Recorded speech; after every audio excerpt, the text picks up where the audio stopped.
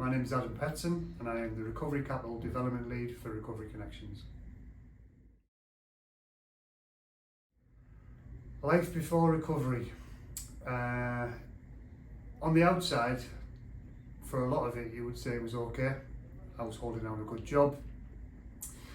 I was married, had a mortgage, had my family, had my son. And I suppose for most people you would think I was holding it together. But actually I was dying inside. So unhappy with life.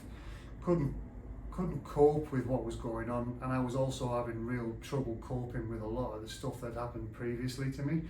A lot of bereavement, a lot of trauma that I'd experienced early on, and I think over time that just got worse and worse and worse.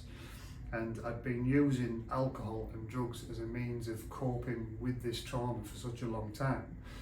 However, then that just got worse and worse when I was then dealing with two problems. I was dealing with my inability to be able to cope with the stresses and the trauma, and then I was also dealing with a life of addiction and being addicted to a substance.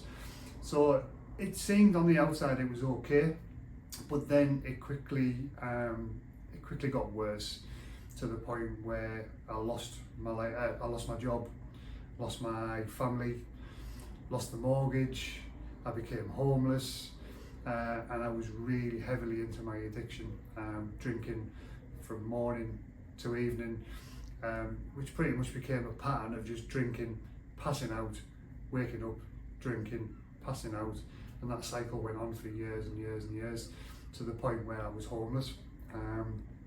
And I'd actually went to prison for something that I'd done, alcohol related, and before I got into recovery I was just lost. I had lost everything that was in this seemingly picturesque, beautiful lifestyle that I had.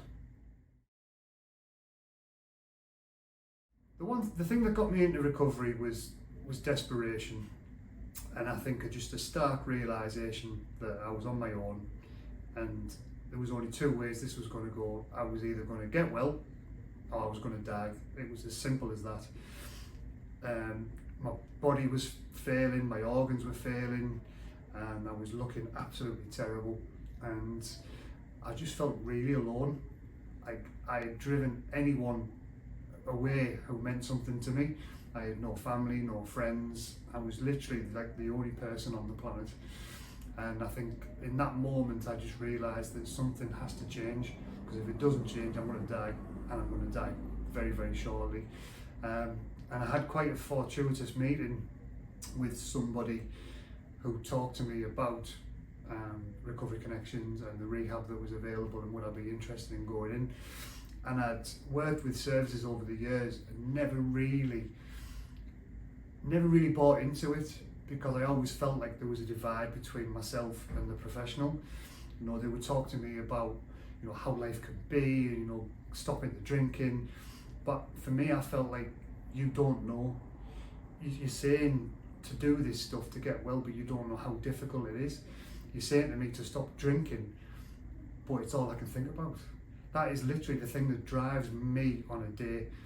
Like alcohol, that was my primary purpose. You know, the rest of life didn't mean anything to me. But when I sat in front of someone who said that they'd lived that life and they'd been through everything that I'd been through, and they said, you know, if I can do it, you can do it. They talked about how they felt. They felt exactly the same as me. And that just gave me the motivation and the inspiration to think, you know what, this might not be the end. I possibly can get well. And that was a turning point for me to start engaging with services.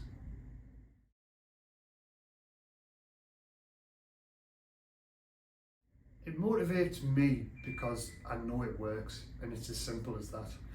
I know that through my own experience I can relate to people, and I can show them that it is possible. I can give them that guidance. You know, I've been there, I've got the t-shirt, I've felt every feeling that they've felt, everything that they've gone through. I'll have gone through it myself in some way, shape or form, and I can relate.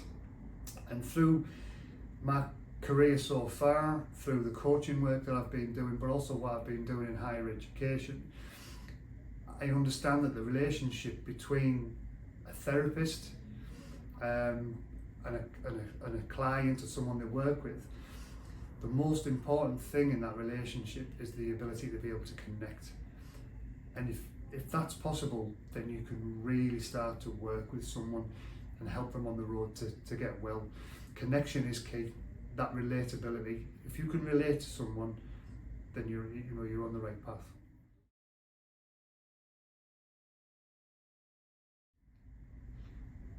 Stigma's massive. It's probably one of the biggest barriers that we come across. And I know this personally because it was a barrier for me. I didn't see myself as an alcoholic. I didn't want to label myself as an alcoholic. I was just someone that drank too much. So even I had my own personal stigma against the recovery movement. You know, to label myself as an alcoholic seemed to be really derogatory, and I didn't want to do that. And I think once I was able to get over that and see it as something positive, you know, I'm identifying what the problem is, and I'm making steps to move away from that and to rectify it and to improve it and to make everything better. I was able to remove that stigma from myself. And I think that people have this perception that, you know, those people that use substances, those people that take drugs or are alcoholic, that it's something that they've done to themselves. You know, they're accountable for their own actions, and, you know, it's up to them to put it right, and, you know, no one gives you a handout in life. But I think it's much more complicated than that. People are a product of the things that have happened to them over a full lifetime. The same trauma that we're all exposed to. Unfortunately, some people don't have the ability to be able to deal with it as well as others. And the coping mechanism that they use is a substance, because that temporarily takes the pain away and that makes them feel better. And I think once people understand that people are just trying to self-soothe, they're trying to take away the pain, they'll realise that those people who are in addiction aren't really any different to themselves. They've applied a coping mechanism which unfortunately is really destructive.